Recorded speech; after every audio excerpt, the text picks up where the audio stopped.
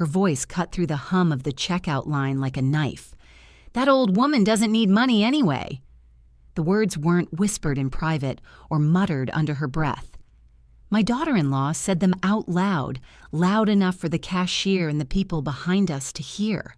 She laughed as if it were a harmless joke, but I saw the way her lip curled. Not humor, but disdain. I stood there, my cart half empty, my hands tightening around the handle. The cashier had just handed her back the card, declined.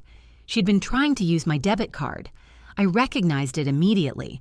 The familiar blue edge, the faded strip from years of sliding it at gas stations and pharmacies.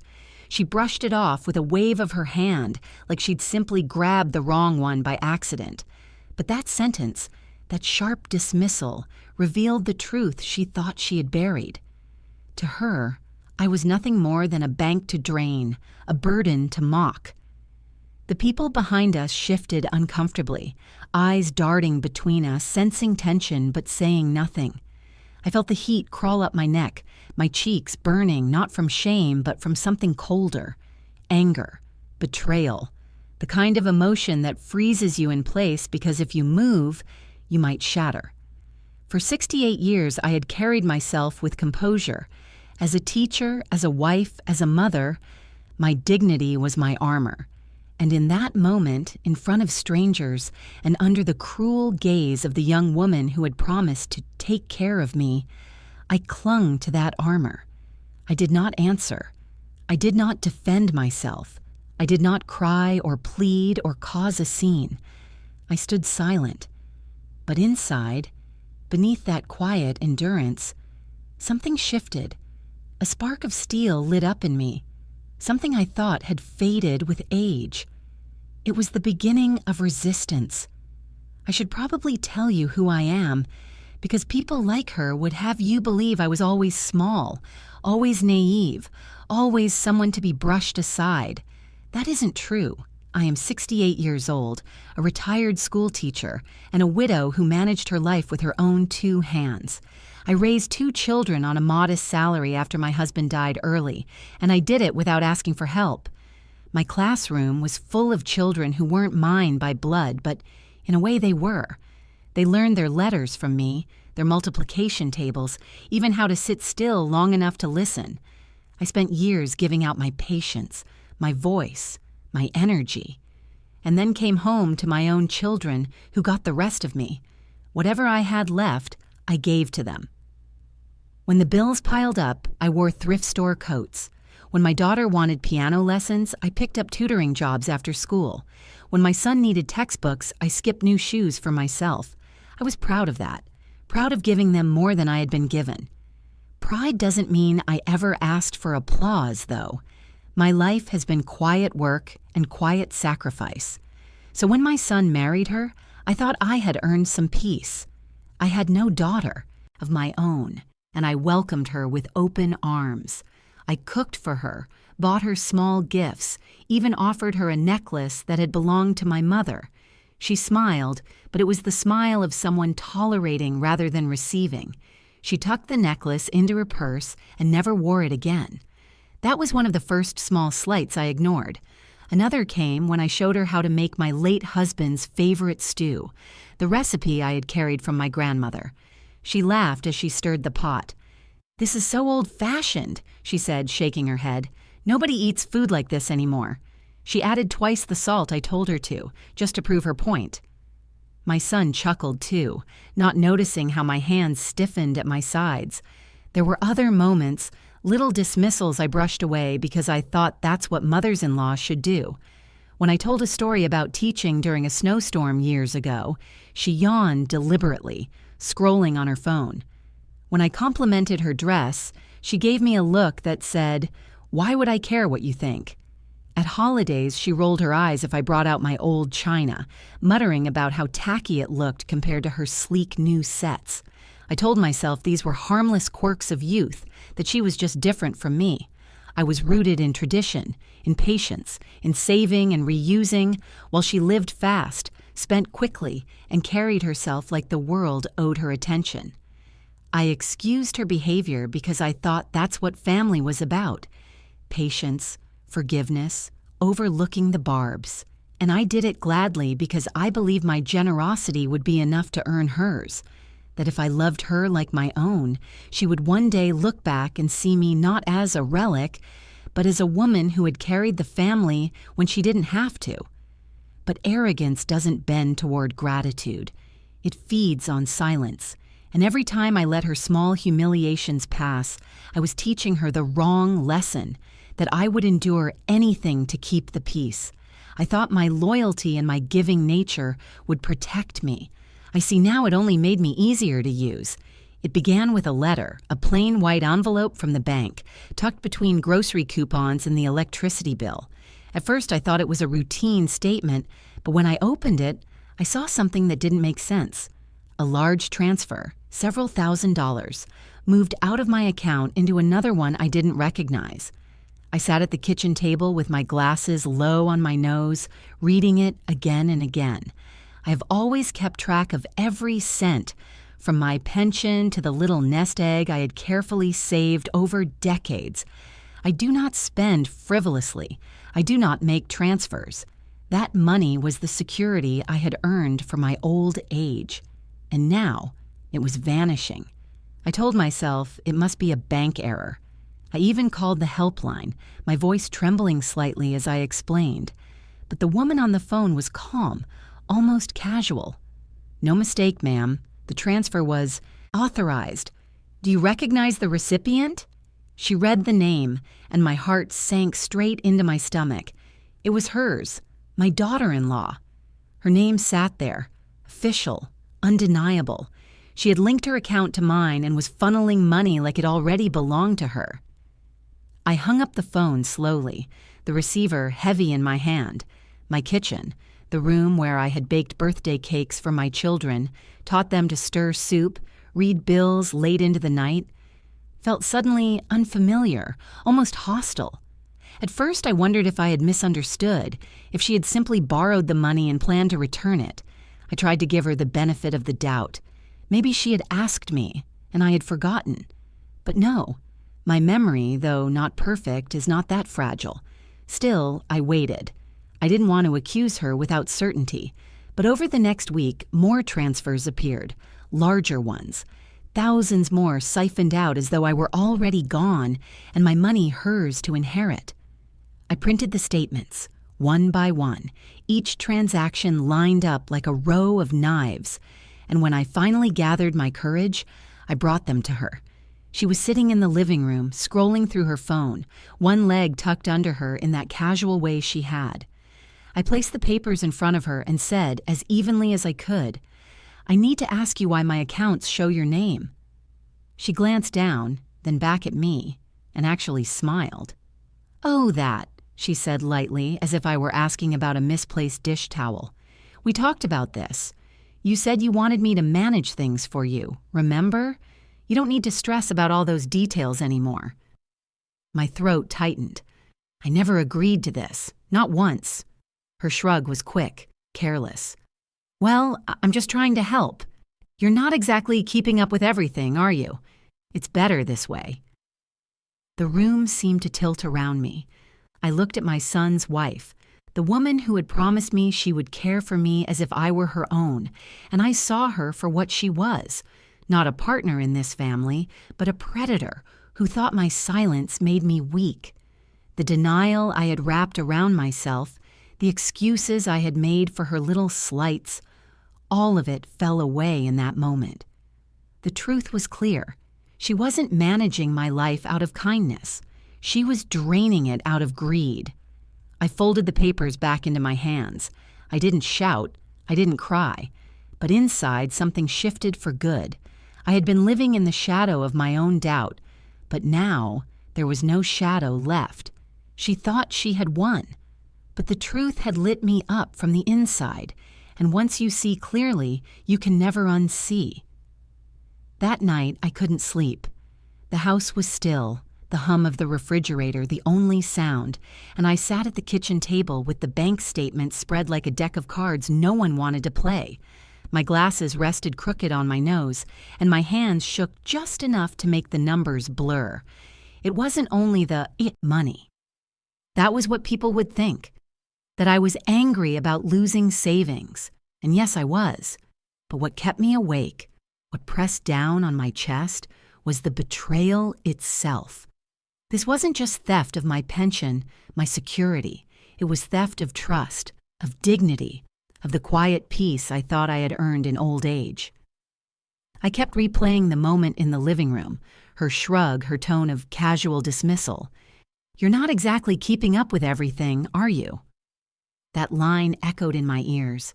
I'd spent my life keeping up with everything, raising 2 children on a single salary, paying off a mortgage, burying a husband and standing at his grave with a straight back so my children wouldn't see me break. And now, in my twilight years, I was reduced in her eyes to someone bumbling, incapable, forgetful, conveniently weak. I wanted to cry, but tears didn't come. What came instead was a numbness, a heaviness in my limbs, as if the air itself pressed down on me. I made tea, but I couldn't taste it. I walked to the window, but the night offered no comfort. I asked myself hard questions. Had I been too trusting? Too eager to belong in her world? Had I mistaken tolerance for peace? I thought of all the small slights I had brushed off, the eye rolls, the jokes, the yawns. I saw them differently now. They were rehearsals for this betrayal, tests to see how much I would endure before I pushed back. And I had failed every one of them by saying nothing. For days, I moved through my home in silence, eating little, sleeping less. My son noticed nothing. He was too busy working late, coming home exhausted, blind to the storm brewing under his own roof. She, on the other hand, grew bolder. Shopping bags appeared on the couch, filled with things I knew my son's salary could not cover. Perfume bottles lined the bathroom counter, their scents sharp, invasive. She hummed while she unpacked them, her voice light and unbothered, as though daring me to speak. And for a while, I stayed quiet. But silence turned heavy inside me, pressing like a stone on my ribs. It wasn't protecting me anymore. It was burying me alive. One afternoon, I caught my own reflection in the hallway mirror. My shoulders sagged forward, my eyes hollow.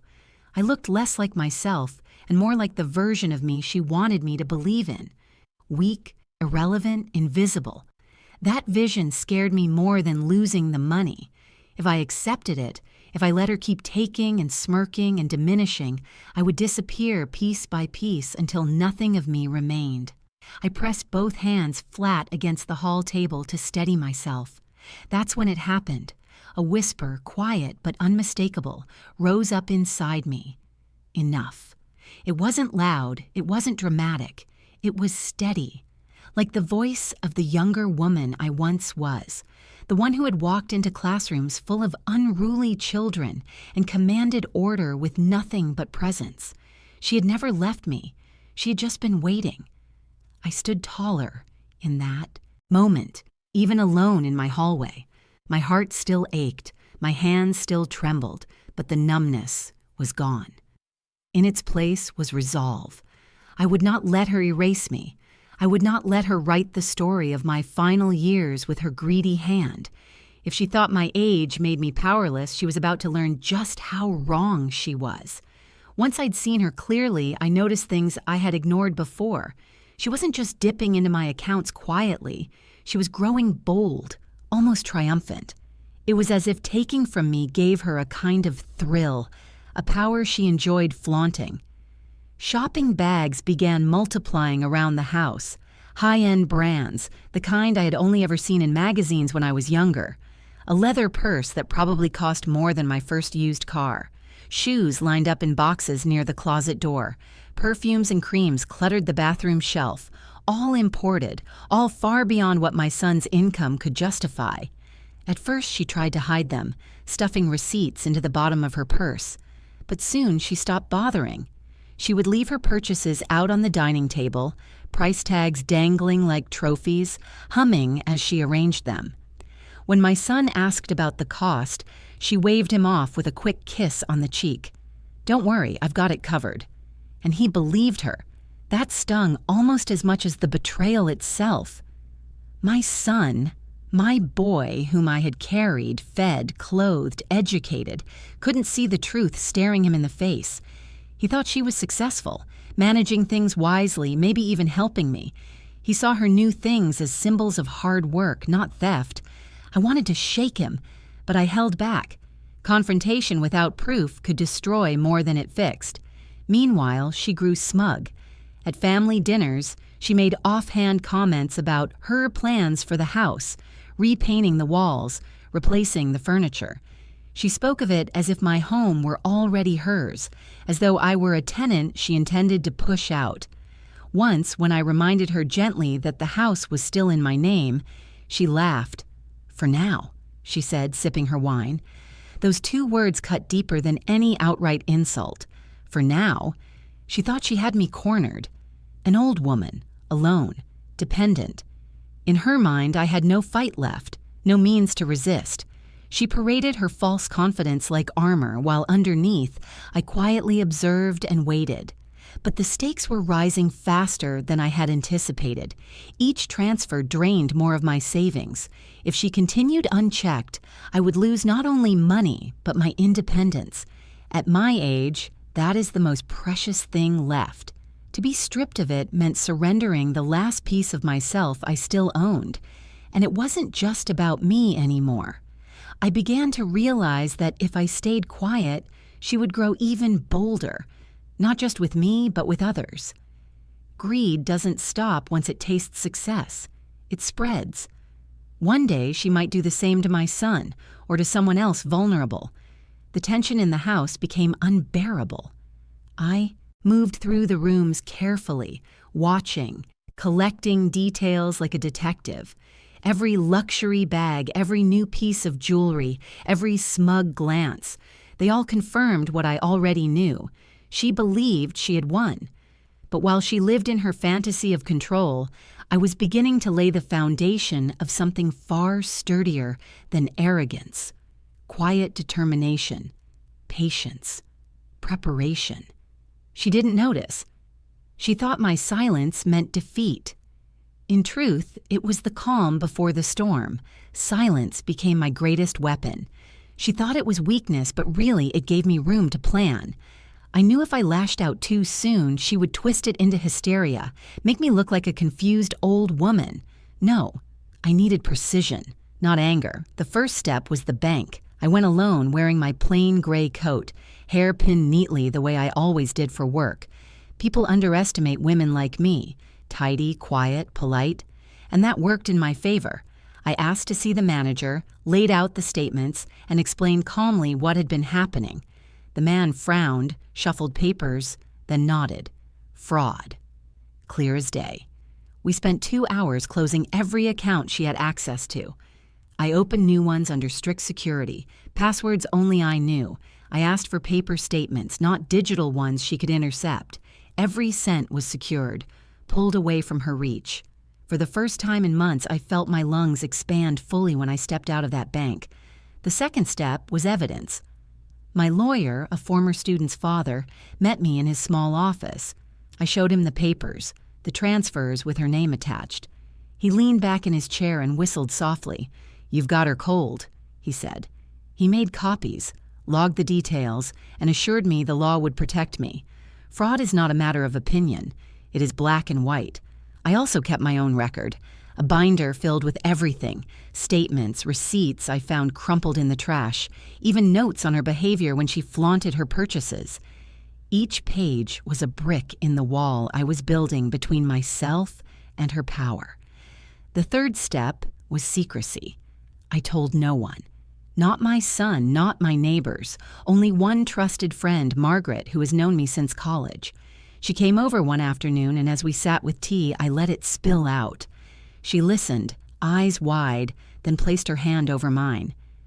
"You're stronger than she thinks. She won't see it coming." Her words were like a steadying rope when the ground felt shaky beneath me. Meanwhile, I played my role carefully at home. I let her believe she had succeeded. When she hinted about her new shoes, I smiled faintly as if distracted. When she spoke of her plans for my house, I nodded absently. I knew that arrogance blinds people. She saw my quiet as surrender, when in truth, it was strategy. And she remained blind. She didn't notice the new binder I kept tucked in the drawer. She didn't see the fire building behind my stillness. She had no idea her little empire of lies was crumbling before she even realized the fight had begun. Every day, I grew stronger. Not louder, not angrier, stronger. Age teaches you patience, teaches you to move steadily rather than rashly. She thought the years had dulled me. She was about to discover they had honed me into something sharper than she could handle. The day came sooner than I expected. We were in the grocery store again, the same place where her insult had cut me open weeks before. She reached into her purse and slid a card across the counter with her usual confidence. My card, the one she thought she still had power over. The cashier frowned. The machine beeped, then beeped again. Declined. Her eyes flicked to me, sharp and suspicious. "What did you do?" she hissed, her voice just low enough to avoid attention but laced with venom. I didn't flinch. I opened my purse, pulled out the envelope I had prepared, and placed it on the counter between us. Inside were copies of every transfer, every statement with her name. The cashier's eyebrows rose as she looked away politely, but I didn't care. Let her see. Let the world see. "You've been stealing from me," I said quietly, but the words carried weight. Not helping, not managing, stealing. Her face went pale, then red. "That's ridiculous. You told me." I cut her off with a single raised hand. "I told the bank. I told my lawyer. I told the fraud department. They all agreed it wasn't ridiculous. It was criminal." Her mouth opened and closed, but no words came out. She tried again, her voice rising. "You don't understand how hard things are for us. I was just what?" My voice was calm, steady, almost too steady. Just draining the savings I worked my whole life for? Just mocking me in public? Just deciding my house was already yours? People nearby were watching now, pretending to choose apples but leaning closer. She felt it, the weight of their eyes. Her arrogance cracked under it. "You're making a scene," she snapped, grasping for control. "No," I said, folding the papers neatly back into my envelope. "You made the scene. I'm just ending it." She lunged for the envelope, but I pulled it back, slipping it into my purse. "Copies," I said simply. "The originals are with my lawyer, and the bank, and the police if necessary." Her voice broke then, shrill and uneven. "You can't do this to me." That's when I leaned closer, close enough that only she could hear, and delivered the final blow. "You were right once. I don't need money I can't trust, but you'll need to explain to the police why you thought it was yours." Her body went stiff. Her eyes darted to the people staring, to the cashier frozen mid-scan, to me, unshaken, steady. For the first time, she had nothing to say. I turned, gathered my bag, and walked out of the store. My steps were slow, deliberate. Behind me, I could feel her fury burning, but it no longer touched me. She had lost the power she thought she held. The silence she had mistaken for weakness had become her undoing. In the days that followed, the house felt different. Quieter, yes, but not the suffocating quiet of before. It was a calm I had chosen, earned, secured. My accounts were safe. My lawyer had the case in hand, and the woman who thought she could strip me bare had finally been forced to face her own reflection. My son struggled with the truth at first. Love blinds in ways even mothers can't untangle. He wanted to believe in her goodness, in the vows they had made. I didn't force him to choose. I told him only this: a marriage can survive many things, but it cannot survive dishonesty. You'll have to decide if you want to live in truth or in lies. The rest was his journey, not mine. As for me, I felt no shame. That was perhaps the greatest change. For a while, I had carried the weight as if her theft was somehow my fault, as if my age, my trust, my silence had invited it. But no. Wrongdoing belongs to the wrongdoer. My years do not make me weak, they make me unafraid. I took small joys again. I brewed tea and actually tasted it. I walked to the park, head high, greeting neighbors without the hollow tightness in my chest. Margaret came by often and we laughed in a way that felt like reclaiming something stolen. I even pulled out my grandmother's china for Sunday dinner and set it proudly on the table. Tradition, dignity, continuity, all still mine. Every so often I remembered that first sting in the grocery store. That old woman doesn't need money anyway. It used to make my stomach twist. Now it makes me smile. Because I see the truth clearly. She was wrong about me, wrong about age, wrong about power. I am not disposable. I am not irrelevant. I am a woman who has lived, endured, and risen. And when I look into the mirror now, I no longer see the hunched, weary figure I once feared becoming. I see someone sharpened by years, tempered by storms, unbroken by betrayal. So I leave you with this. Whoever is listening, they say age makes us frail. I say it makes us fearless. We've already survived more than they can imagine. Tell me, when did you learn that your years were not your weakness, but your armor?